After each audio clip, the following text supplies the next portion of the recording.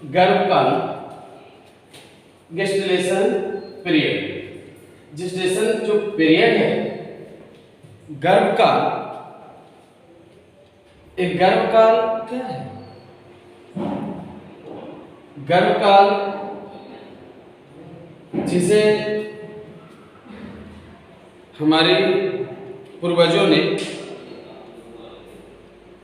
जितना भी जीव जन्म देने वाले जो अपने बच्चे को जन्म देते, वो जन्म देने वाले जीव जो अपने बच्चे को जन्म देते हैं, वो नियमित समय तक अपने गर्भाशय के अंदर में बच्चे को रखते हैं। तो गर्भाशय के अंदर में शिशु को रखना जब तक होता है, जब तक स्तनपायी जीव, स्तनपायी जीव, अब यहां पर मैं बता रहा हूं, स्तनपायी एक नया वर्ड आ गया, स्तनपायी। तो स्तनपायी का तो आश्चर्य नहीं होनी चाहिए। स्तनपायी को समझने के लिए कुछ लक्षण है।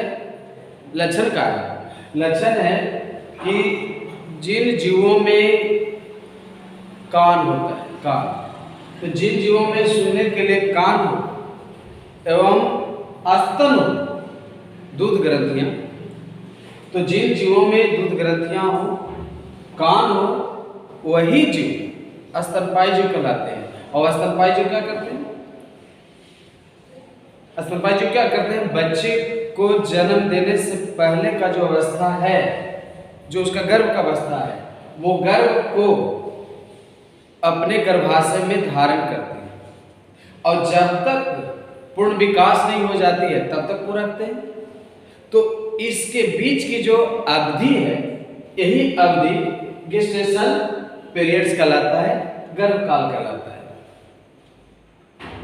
आज विज्ञान का समय आ गया तब ना, जब विज्ञान और इतना सारा लिखित प्रमाण आया तब ना लोग कैसे गिनते थे? महीना गिनते थे। जैसे हम लोग गाय को पालते थे, आज भी पालते हैं और पालेंगे। गाय, भैंस, बकरी और भी जो, उसको मंथ से गिना जाता था, मंथ से, महीना से गिना जाता था कि कितने महीने में बच्चे को जन्म देंगे, ये चीज होती थी। लेकिन अब महीना का वो समय गया। अब महीना में क्या होती थी कि गिनते गिनते कभी कभी कहानी खत्म हो जाता था, पता नहीं चल पाती थी। तो अब उससे बचने के लिए क्या है?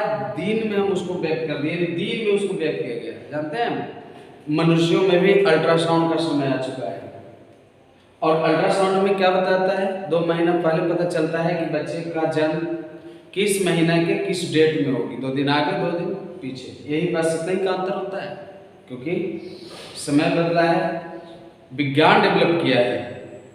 तो इस माध्यम से सिर्फ मनुष्य को ही मत जानिए, मनुष्य के अलावा भी बहुत सारे जीव हैं जो हमारे सोसाइटी में, और हमारे जो सोसाइटी में जीव हैं वो जन्म की क्रिया में भाग लेते हैं, जन्म वो भी करते हैं और वो भी अपने जीवों को बढ़ाते हैं, सिर्फ मनुष्य नहीं। जानकर आश्चर्य होगा मेरे द्वारा ये जो आज ये जो टेबल जो बनाया हूँ, ये तालिका दिख रहा है ना, ये तालिका में आप देख सकते हैं कि कितने जीवों को मैंने नाम दिया हूँ, और उनमें बच्चे को रखने का जो अवधि है, जो उनका गर्भकाल का जो समय है, वो गर्भकाल का समय यहाँ पर आता है। एक डेज में मैंने व्यक्त किया हूँ, महीना में नहीं, डेज में। एक छोटा सा जीव से मैंने शुरुआत किया हूँ, ट्रांसजेनिक एनिमल, परजीवी जंतु, रैट है, चूहा। चूहा है जो हर किसी के घर में चूहा पाया जाता है, और इस चूहा से मैंने शुरुआत किया है कि चूहा जो है वो आप देख सकते होंगे, यानी अब चूहा से मेरा ये शौक नहीं थी कि मैंने चूहा से इसको शुरुआत किया। मेरा मतलब है ये दिन देख रहे हैं ना, ये 22, 35 इस तरह का जो अवधि है ना, ये लगभग यानी नीचे की ओर, यानी इसको हमें इंक्रीजमेंट करनी थी। लेकिन चूहा से शुरुआत करने का मकसद है क्योंकि पूजा करते हैं तो गणेश भगवान शुरू होती है, गणेश भगवान का सवारी चूहा से चलते हैं। तो चूहा क्यों की सवारी? तो तो इसीलिए चूहा से यहाँ पर स्पष्ट हुआ, ऐसा नहीं है विज्ञान में ऐसा कुछ नहीं है, लेकिन एक मेरे कमेंट्स था इसलिए मैंने बोले। लेकिन यहाँ पर चूहा का जो गर्भकाल है, ऐसे भी लोग जानते हैं कि 21 से 21 बच्चा तक चूहा जन्म देते हैं, ये सबको पता है। तो चूहा गर्भवती बनती है उस दिन से 22वां दिन ही बच्चे को जन्म दे देते हैं, और यानी बच्चों की संख्या इनका ज्यादा होती है, और 22 दिन उनका गर्भकाल है चूहा का। तो चूहा 22 दिन में अपने बच्चे को जन्म दे देते हैं। ये यानी पढ़ने के बाद एक कंपटीशन तो कंप्लीट हो गई, प्लस हम अपने जीवन को संचालन करते हैं। तो जब तक इन जीवों पर नजर पड़ेगा तब तक याद आएगी, इस बहाने भी इसको याद रखिए टॉपिक को कि कौन सा जीव को पाल रहे हैं। आप छोड़ दीजिए ना, आप अपने घर में जिसको पालतू बनाए हैं ना, उसी के बारे में आप इर्द गिर्द जो है ना, उसी जीवों के बारे में जानिए कि किसका गर्भकाल कितना है, रखिएगा और जानिएगा नहीं। जीवों को रखेंगे और जानेंगे भी ना कि उसका जीवन काल कितना है, अपने बारे में जान सकते हैं। तो चूहा को जानिए, खरगोश को जानिए, बहुत सारे ऐसे में जीव है। कुछ ठीक है, इतना सारा टॉपिक नहीं याद होता है, तो जो इसमें मुख है उसको तो याद करेंगे। मुख क्या है, आपके घर वाला इसमें जो है उसको पहले याद कर ले, जो आपके घर में। तो आपके घर में कौन है, यहाँ पर आपके घर में चूहा को मैंने बता दिया 22 दिन का। आसपास में यहाँ पर गिलहरी, आसपास पेड़ों में गिलहरी को देखिए कंडीशन 35 दिन का इनका है गर्भकाल। उसी तरह से खरगोश को भी यानी एक घर का सौंदर्य बढ़ाने के लिए खरगोश को खरहा को रखते हैं, उसका 30 दिन, पूरा 30 दिन, 30 दिन बताइए घर में खरहा रखिए तो उसका एक कमेंट भी हो जाएगा 30 दिन।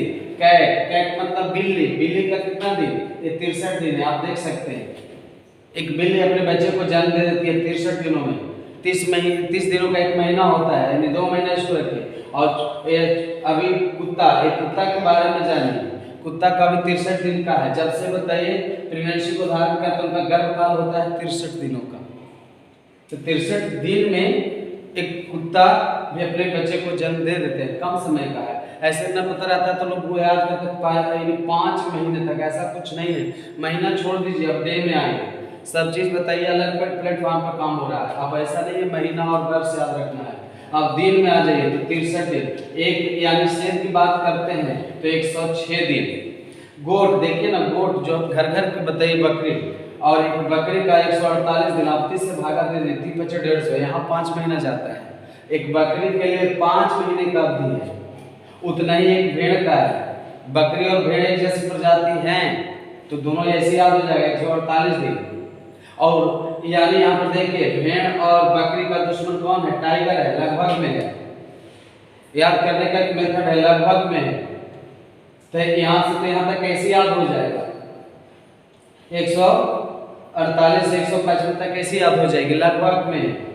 तो और यहाँ ये वाला दोनों याद हो जाएगा, ये वाला 30 दिन का है तो ऐसे याद हो गया, और चूहा शुरुआत का है तो ऐसे याद हो गया। मेरा मतलब याद करवाना है, मेरा मतलब टेबल पे खाना नहीं है, याद करवाना है कि आप कितने अच्छे ढंग से इसको आप याद कर लेते हो। वहीं पर बताइए एक बंदर, बंदर यानी हमारे पूर्वजों की श्रेणी में रिशस बंदर, रिशस बंदर का नाम सुने होंगे।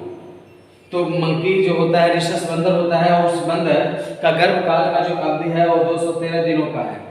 वही गाय की बात करते हैं तो 270, ऐसे भी 9 महीना लोग इसको मानते हैं। 40 सप्ताह मानिए, और 40 सप्ताह में गुना करना है 7 से, तो 7 का 280 के आसपास आता है। तो 280 के आसपास आता है तो 270 यहाँ है लगभग, इसको माना गया है 310। और इसमें से जोड़ दीजिए 1 महीने, 10 महीने का इनका अवधि होती है भैंस का। गाय और भैंस को तो कम पर याद रखिए, मनुष्य को तो याद रखिए, मनुष्य आगे मिले नहीं, मनुष्य का कितना गर्भकाल का अवधि है, तो जो आसपास में उसका तो याद रखेंगे पहले। तो यहाँ पर बफेलो, तो बफेलो यानी भैंस, और भैंस का जो अवधि है गर्भकाल का वो 310 दिनों का है। वहीं गधा 370 दिन तक गर्भकाल की अवधि में अपने बच्चों को रखता है। और वहीं पर कैमल की बात करते हैं तो 383, जो जैसे डे बढ़ेगा वो याद कर लेना है, सबसे ज्यादा वाला और सबसे कम वाला याद कर लेना है ताकि वो काम आए। मैन का देखिए तो सब लोग याद रखते हैं 40 सप्ताह यानी 7 का 280 दिन, ऐसे गुणनखंड कीजिएगा तो आ जाएगा। एक व्हेल मछली है तो इसे याद हो जाएगा 365 दिन। तो व्हेल मछली जो है वो व्हेल मछली जिसे जानते हैं कि समुद्र की मछली है, यानी यह 23 हाथियों के वजन के बराबर होता है। तो यानी जो व्हेल मछली होता है, ल्यू व्हेल जिसका नाम है, वो 30 हाथियों के वजन के बराबर होता है और उनका जो गर्भकाल की अवधि है वो कितना है, 365 दिनों की है। जिराफ का भी नाम आप जानते करते हैं, तो जिराफ 420 दिनों तक का बताइए गर्भकाल की अवधि में अपने बच्चों को रखते हैं, और हाथी 641। इसमें बताइए हाथी सबसे विशाल जानवर है, और सबसे विशाल जो जानवर है वो हाथी है, और हाथी का जो गर्भकाल है वो 641 दिनों का है। तो शुरुआत वाला और लास्ट वाला इसी याद हो गया 22 और 641, और यहाँ पर मुख्य रूप से वेल 365, और यहाँ पर मैंने अंडरलाइन किया हूँ, ये याद हो गया। तो मुख्य रूप से जो याद हो जाएगा बाकी छोड़ दीजिए, और बाकी छोड़ने की क्या बात है, 2-4 बार इसको रिपीट कीजिए, क्लियर हो जाएगा। पढ़ना है तो फिर डरना क्या, यानी इसको अध्ययन करना है। पढ़ा हुआ टॉपिक यानी हमेशा याद रखना चाहते हैं तो पढ़ा हुआ टॉपिक को हर एक 7 दिन पर उसको रिवीजन मारिए, फिर बताइए, कभी भी आपको हाइपोथैलेमस से डिलीट होने वाला नहीं है। जो ब्रेन में एक बार बैठ गया ना, वो सेव हो गया ना, तो फिर वो डिलीट नहीं हो पाएगा। इसलिए पढ़ने वाले लोग यही होते हैं जो हर एक 7 दिन पर उसको रिवीजन करते हैं, और रिवीजन करके आप याद कर सकते हैं। तो यानी 22 और 641 ऐसे याद हुआ, 365 ऐसे याद हुआ, मनुष्य और गाय वाला और भैंस वाला ऐसे याद हो गया। तो देखिए कौन कौन याद हो गया होगा। मैं एक बार फिर से इसे टिक आउट कर लेता हूँ, तो फिर से इसको टिक आउट कर लूँगा, यानी इसमें कि कौन कौन सा आपको टॉपिक याद हो गया होगा। तो यानी एक यहाँ पर याद हुआ, फिर एक यहाँ याद हुआ, और उसके बाद ये 3 याद हुआ, इसके बाद 310 याद हुआ, और उसके बाद 270 याद हुआ, और 280 याद हुआ। मुख्य रूप से इतना तो याद हुआ, बाकी जो छूटा हुआ है वो 420 से जिराफ है, तो यानी आंटी 420 तो याद कर लीजिए, आंटी नंबर 420, 420 याद रखिए, तो जिराफ को 420 पे याद रखिए, तो एक ये भी याद हो गया, एक ये भी याद हो गया। तो बचा कहाँ, जो बचा उसको बताइए। ज़्यादा तो यादें हो गया, अभी तुरंत पढ़ते पढ़ते याद हो गया, तो तुरंत पढ़ते पढ़ते याद हो गया। तो आंटी 420 जिराफ हो गया, और यहाँ 641, और वहाँ हो गया 22, और यहाँ पर 3 चीज़ आपको गाय, भैंस और मनुष्य और भेड़ ऐसे याद हो गया, और यहाँ पर यानी बकरी और भेड़ और टाइगर बाघ ऐसी याद हो गई। फिर दोबारा और रिपीट कीजिए, याद हो जाएगा। 13 गर्भकाल की अवधि, इसे गर्भवती कहते हैं, गर्भावस्था के दौरान कहते हैं, और इंग्लिश में गेस्टेशन पीरियड्स कहते हैं। गेस्टेशन पीरियड्स का मतलब गर्भकाल का अवधि हुआ। अब ये बताइए गर्भावस्था में अब किन किन बातों को ध्यान रखना पड़ता है, तो उन 3 बातों पर आप चर्चा करेंगे। ऐसी बहुत सारी बात होती है, लेकिन 3 महत्वपूर्ण इसमें बात है। सबसे पहले संतुलित आहार का योगदान इसमें होता है, चाहे जो भी जीव हो उन्हें भोजन मिलनी चाहिए, न उसका प्रभाव उनके गर्भकाल की अवधि में जो गर्भ है उनका प्रभाव पड़ेगा। दूसरी बात है कि स्वास्थ्य का ध्यान रखना पड़ता है, और तीसरे कि स्वच्छ वातावरण चाहिए। ऐसे नहीं बच्चे का जन्म हो जाएगा, आसान न समझे। बच्चे का जन्म एक मामूली खेल नहीं है। बच्चे का जन्म को बस टारगेट बनाइए और बच्चे के जन्म को अनुकूलन मानिए। तो यहाँ पर संतुलित आहार, स्वास्थ्य और स्वच्छ वातावरण की आवश्यकता होती है, और इन माध्यमों से यानी जीव अपने बच्चे को जन्म देते हैं। और ये रही गर्भकाल की अवधि। अब इतना ही नहीं, इतने जानकर तो फुर्सत में आप ना आ जाइए अभी, और ये जब जन्म देगी इतना दिनों पर तो बच्चा यानी ठीक, हम चूहा की बात करते हैं, तो क्या चूहा यानी बताइए जो इसका पहले वाला जो बड़ा चूहा है वो भोजन ले रहा है, क्या इसका बच्चा जो ही भोजन ले पाएंगे? मनुष्य का बच्चा जन्म लेता है तो क्या दाल चावल खाने लगता है, दूध पीता है, और वो दूध पहला क्या होना चाहिए? माँ का होना चाहिए। ठीक है, सारे जीवों की बात छोड़ देते हैं, मनुष्य पर तो आइए। तो मनुष्य की बात जब करते हैं, आदमी की जब बात करते हैं, तो आदमी का बच्चा जन्म ले, तो जन्म लेने के बाद मनुष्य के बच्चा तो दूध ही न पहला आहार होती है। आजकल गर्भवती महिला न जाने गर्भवती बनती है तब से सपना देखती है, तब से सोच लेती है कि बच्चे को जन्म देंगे लेकिन उसे दूध नहीं पिलाएंगे। अब सोचिए कितना बड़ा गंभीर समस्या है बच्चा के लिए। मैंने गर्भवती बनेगी, सोचिए गर्भवती बनेगी, बच्चा को जन्म देंगे और उसे दूध नहीं पिलाएंगे, ये कहाँ का फैशन है, ये कहाँ का दौर है? इसमें समझने की बात है कि बच्चे को जन्म जिस रेशियो से बच्चे को जन्म दे रहे हैं उसी रेशियो से दूध भी बनाना पड़ेगा, दूध को भी तैयार करना पड़ेगा। और हम सभी जीवों को छोड़ दिया मैंने, अब मैंने मनुष्य की बात करता हूँ, मनुष्य के बच्चे की बात करता हूँ। तो मनुष्य बच्चा को दूध माँ नहीं दे पाएगी। एक स्त्री गर्भवती बने, बच्चे को जन्म दे, वो प्रसव के दौरान बच्चे का जन्म होता है, उसके बाद उसका स्तनपान भरपूर ना हो, काले पीले रंग का दूध न मिले। जानते हैं कि प्लासेंटा को काटते ही काले पीले रंग का जो दूध बनती है वो कोलोस्ट्रम होता है, एंटीबॉडी होती है, 95% बीमारी से लड़ने की क्षमता रखती है। मैं बताता हूँ कि आप अपने चारों तरफ के माहौल बनाइए और चारों तरफ जो गर्भवती वुमेन्स हैं उनको सलाह कीजिए, लोग को सजेस्ट कीजिए कि हाँ बच्चे का स्तनपान जरूरी है। यदि स्तनपान कराते हैं तो बच्चे को यानी बीमारी ना होगा, बीमारी से डर नहीं बनेगी यदि बच्चे को स्तनपान भरपूर कराते हैं तो। और पहला गाढ़ा पीले रंग का दूध तो अति आवश्यक है, अति आवश्यक है, अन्यथा इस बात को आप गंभीरता से नहीं लेते हैं तो नुकसान होगी। आइए मिलते हैं हम लोग, क्योंकि गाय और भैंस के दूध को दही में परिणत करते हैं, उसके वसा से घी की तैयारी होती है। लेकिन कभी आपने सुना है कि माँ यानी एक स्त्री के दूध से भी बताइए मक्खन घी की तैयारी होती है? क्यों नहीं? कभी विचार किया? नहीं विचार किया। आज विचार कीजिए कि क्यों यानी गर्भवती महिला बच्चे को जन्म देती है, फिर उनका दूध भी भरपूर होता है, फिर उनके दूध से बताइए आप क्यों नहीं प्राप्त कर पाते हैं? यानी इसे मजाक नहीं, सीरियसली इसको दिमाग अप्लाई कीजिए कि क्यों नहीं। जब गाय और भैंस के बच्चा जन्म लेता है और उसके बाद उसके जो दूध मिलती है उससे यानी सब चीज़ की तैयारी होगी। लेकिन एक स्त्री के दूध में ऐसा क्या है कि सिर्फ बच्चे ही उसको स्तनपान करेंगे, बच्चे ही उसका उपभोग करेंगे?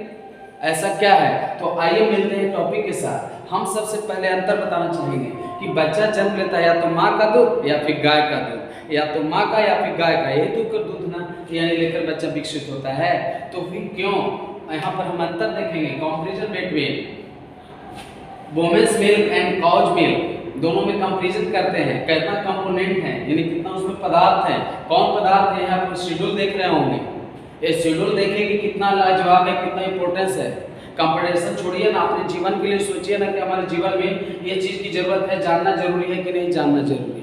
एक अशिक्षित माँ को भी आप जानकारी दीजिएगा तो शिक्षित जैसी काम करेगी।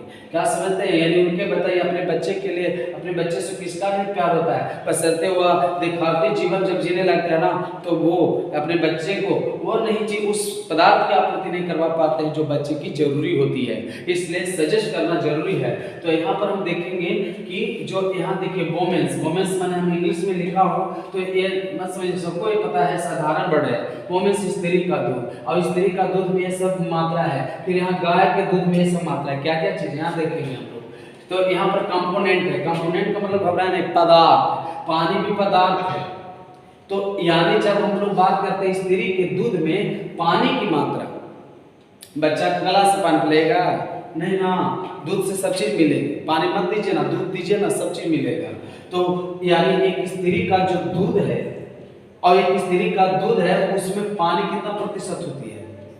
88.5%, लगभग 100 के आसपास है कि नहीं? देखिए वीडियो तो देखने में अच्छा ही लग रहा होगा, तो आप ही नहीं जानिए, लोगों तक यानी ये जानकारी जानी चाहिए। इसके लिए पता है क्या करना है? यदि चैनल पर है और सब्सक्राइब नहीं किया ना तो सब्सक्राइब कीजिए, अभी कीजिए, संकोच में मत रहिए, और दूर तक भेज करके शेयर करके उनको भी सब्सक्राइब करने के लिए कहिए, और लाइक शेयर और कमेंट्स जरूर करें ताकि हम समझें कि आप अपने जीवन में ये सभी तथ्यों को सीखकर आप कुछ अनुभव कर रहे हैं। तो इसलिए यानी अभी तुरंत सब्सक्राइब कीजिए और बेल आइकन का बटन दबाइए। आते हैं टॉपिक पे। तो यहाँ पे यानी पानी की जो मात्रा है वो 88.5% है। तो 88.5% पानी की मात्रा है किनके? माँ के दूध में। गाय और भैंस के दूध को गर्म की जाती है, लेकिन कभी आपने सोचा कि माँ के दूध को भी गर्म करके बच्चों को पिलाया जाता है? नहीं। अक्सर क्यों ऐसे गाय और भैंस के भी दूध को गर्म करके पिलाया नहीं जाता है, लेकिन इसलिए गर्म करना पड़ता है ना क्योंकि उसको दूध निकालना फिर उसको बर्तन में रखना काफ़ी देर हो जाती है, और पता ही होगा कि बैक्टीरिया डेवलप बहुत जल्दी करते हैं, इसलिए देर का दूध हो तो गर्म करके ही लेना है। और यदि नज़दीक का है, नज़दीक का मतलब कहने का मतलब कि पास में ही है, जहाँ दूध निकल रहा है पास में है, दूध निकले और ले लीजिए ना, वो ज़्यादा आपको फायदा करेगी। और यहाँ पर गर्म करना इसलिए होता है कि सूक्ष्म कारकों को नष्ट करना होता है। गर्म करने पर जितने भी सूक्ष्म वाहक होते हैं नष्ट हो जाते हैं, इसलिए गर्म करना पड़ता है। तुरंत का दूध बहुत ज़्यादा फायदा करता है। यहाँ पर बात है 88.5% का, तो पानी है। गर्म करेंगे तो पानी है, निकलने वाला पानी में से नहीं है। ये दूध को एक्टिव बनाए रखने का कार्य करता है, क्योंकि दूध में पता होगा प्रोलैक्टिन होता है, और प्रोलैक्टिन ही नहीं इंसुलिन भी होता है, पता होना चाहिए। ऑक्सीटॉक्सिन भी होती है। तो ऑक्सीटॉक्सिन हार्मोन के साथ प्रोलैक्टिन होता है। तो ये सब क्या खराब चीज का नाम मैं ले रहा हूँ? अमृत चीज का नाम ले रहा हूँ, फायदे का चीज का नाम ले रहा हूँ। तो दूध में प्रोलैक्टिन के साथ साथ ऑक्सीटॉक्सिन होता है, और वही ऑक्सीटॉक्सिन और प्रोलैक्टिन दूध को मेंटेन करता है। जो भी कारक उसके अंदर रहते हैं लाभकारी कारक होते हैं, इसलिए स्तनपान बच्चे को जरूर करना पड़ता है और कराना भी पड़ता है। आगे चलते हैं। तो यहाँ जब गाय के जब दूध की अध्ययन करें तो देखिए पानी की मात्रा यहाँ कम है। गाय के दूध में पानी की मात्रा कम है माँ के दूध की अपेक्षा। कंपेरिजन कीजिए। और हमारे साथ अभी भी बैठे हुए जो अभ्यर्थी है वो हमारे ये वीडियो क्लास को और ऑफलाइन मोड में वो हमारे पास बैठकर क्लास भी कर रहे हैं, तो उनको सहभागिता है कि हमारे साथ बैठकर वो अध्ययन कर रहे हैं। और आप लोग भी हमारे चैनल के माध्यम से अध्ययन कर रहे हैं। तो जितना यहाँ ऑफलाइन वाले को भी जितना दावेदारी है उतना लाइव में और चैनल पर पढ़ने वाले को भी दावेदारी होती है। सीखना सबको बराबर होता है, इसलिए बराबर सीखने का हक है। यहाँ पर लैक्टोज की बात करते हैं, पानी की बात हो गई, लैक्टोज की जब बात करते हैं तो लैक्टोज मिल्क शुगर है। ये बताओ दूध में मिठास होती है कि नहीं होती है? सबको पता है कि दूध में मिठास होता है, लेकिन ऐसा मिठास नहीं होता है कि जो चीनी और मीठा का स्वाद होता है, स्पंज रसगुल्ला का स्वाद होता है, ऐसा नहीं मिठास होता। कुछ गजब यानी दूसरे ढंग का मिठास होता है जो हर किसी का रुचि बन जाती है ऐसे मिठास में। तो वो मिठास होती है लैक्टोज शुगर, मिल्क शुगर। और मिल्क शुगर में यानी देखा जाए कि मिल्क शुगर जो है दूध में मिठास है तो कितना परसेंट है? 7% है वो माँ का दूध में। आइए इधर गाय का दूध देखिए कितना पॉइंट है, देखिए दिख रहा है ना कितना है? 4.8 है। यहाँ है मात्र 4.8। याद रखना है ये मिल्क शुगर होता है। तो मिल्क शुगर की मात्रा गाय में ही कम है और माँ वाला में ज्यादा होता है। माँ में ज्यादा है और गाय में कम है। ये मिल्क शुगर की बात करते हैं। पानी भी कम और इधर ये भी कम है। माँ का दूध श्रेष्ठ है, लेकिन ना मिले तो अलग बात है। नसीब वाले को ये हाथ लगता है, जीवन में मिलता है। वसा ये लिपिड है ना, इंग्लिश वर्ड जो वसा का है, वसा को लिपिड कहे हैं। यह वसा क्या करता है? वसा के कारण ही तो स्तन ग्रंथियां विकसित होती है। पहले भी मैंने क्लास में चीज बता चुका हूँ कि वसा, और वो वसा की मात्रा है जो 3.3 है। यहाँ देखिए वसा बढ़ गया, यहाँ फैट्स बढ़ गया, फैट्स ज़्यादा हो गया। आप दूध को जो दूध ज़्यादा यदि दूध बेचते होंगे ना तो पता होगा डेयरी में देने वाले को, वहाँ दूध को लीटर से नहीं ना ली जाती है, रेट लगता है। एक बाल्टी दूध का रेट नहीं लगता है, जितना उसमें वसा ठहरेगा ना फैट्स पर, उसको वजन पर नहीं, फैट्स का जितना ठहराव होगी ना उस पर दूध का रेट लगता है। तो ये फैट्स, अब बताइए स्त्री का फैट्स, दूध में फैट्स कम है, बच्चा को क्यों नहीं फायदा करेगा? लोग कहते हैं कि भैंसवा वाला दूध, भैंस का दूध लेने से, भैंसिया का दूध लेने से दिमाग मोटा हो तो विद्यार्थी को लेना नहीं चाहिए। क्यों कहते हैं? भैंस का दूध लेने से ऐसा क्या होता है? क्योंकि भैंस का दूध, यहाँ तो कंपेरिजन मैंने नहीं किया हूँ लेकिन मैं कह देता हूँ कि भैंस के दूध में यही ऐसा है ना, जो माँ और गाय के दूध से फैट्स उसमें ज़्यादा होती है। और बच्चा जब ग्रोथ करता है तो फैट्स सेल को ज़्यादा फैट्स मिल जाए। जैसे खाना भूखा में खाना खाते हैं तो क्या काम करने का मन करता है? नहीं ना।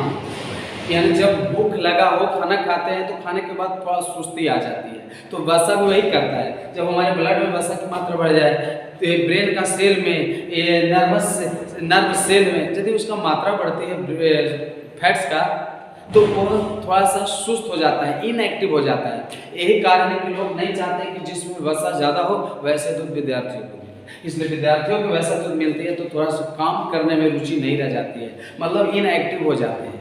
क्योंकि वसा की मात्रा बढ़ जाने से सेल की जिस रफ्तार से फंक्शन करता है उसमें स्पीड में कमी आ जाती है। अब सोचिए कि अब ब्रेन में नर्व सेल है, वही सब कुछ है, और वही सुस्त पड़ जाए तो फिर कैसे होगा? घर का मालिक ही सुस्त पड़ जाए तो बाकी का क्या होगा? सोच लीजिए। इसलिए यानी ट्रेन के बोगियां पीछे होती है, इंजन आगे होता है। इंजन ही बताइए क्या है कि हम अब नहीं काम करेंगे, बोगियां क्या करेंगे? बोगी को है क्षमता कि वो ट्रेन को खींच के ले चले? नहीं ना। तो उसी तरह से नर्व सेल है, नर्व सेल सुस्त पड़ जाएगा तो बाकी सेल को आप कितना कुछ करते रहिए, हाथ पैर डुलाते रहिए ना, कुछ होने वाला नहीं है। इसलिए गाय और माय का दूध बताइए श्रेष्ठ होता है, और भैंस का दूध में वसा की मात्रा ज़्यादा होती है। इसलिए उसको रुकावट लगा है, लेकिन न मिलता है तो भी चलिए, पानी मिलाकर खा लिए ना, पतला हो जाएगा, फिर ठीक हो जाएगा, लेकिन क्वालिटी तो वही रहेगा ना। तो यहाँ गाय का और माय का जो दूध में अंतर देख रहे हैं, तो यहाँ वसा का भी अंतर आ रहा है, यहीं पर आप देख सकते हैं।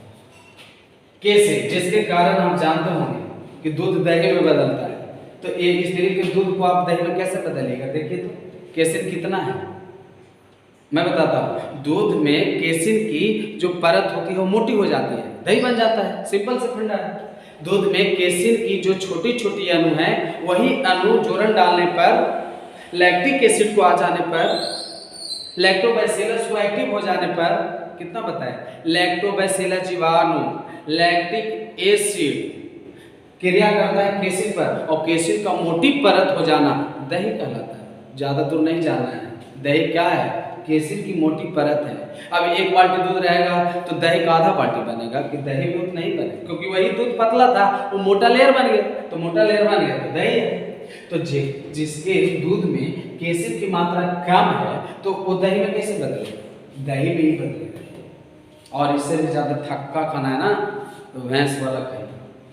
भैंस वाला दूध ज्यादा दही को थक्का बनाता है, केसिन ज्यादा है। और यहाँ पर जो गाय है उसमें केसिन की मात्रा भैंस से कम है, जबकि एक स्त्री इसके दूध से केसिन की मात्रा ज्यादा है, तो इसके दूध कहाँ दही में बदलेगा? इतना दही में बदलेगा। कारण सब स्पष्ट होते जा रहा है। अब उसके बाद यहाँ पर एल्बुमिन क्या है? प्रोटीन है ना। एल्बुमिन क्या है? ग्लोबुलिन। एल्बुमिन क्या है? हेमोग्लोबिन। हेमोग्लोबिन क्या? प्रोटीन है। हमारे ब्लड में प्रोटीन क्या है? हेमोग्लोबिन। और हेमोग्लोबिन जो है सो क्या है? एल्बुमिन है। एक और प्रजाति है एल्बुमिन ग्लोबुलिन, तो याद तो करना पड़ेगा। तो लैक्टा एल्बुमिन यानी प्रोटीन की मात्रा भी आप देख सकते हैं, यहाँ 4 यहाँ 7 है। किसको लीजिएगा जो ज्यादा सेहत के लिए लाभकारी होगा? 4 यहाँ 7 है, किसको लेना उचित होगा? 7। गाय से ज्यादा किसको लाभ? अरे नया तो चलेगा गाँव में गाय वाला, लेकिन माँ वाला लीजिए प्रोटीन ज्यादा मिलेगी।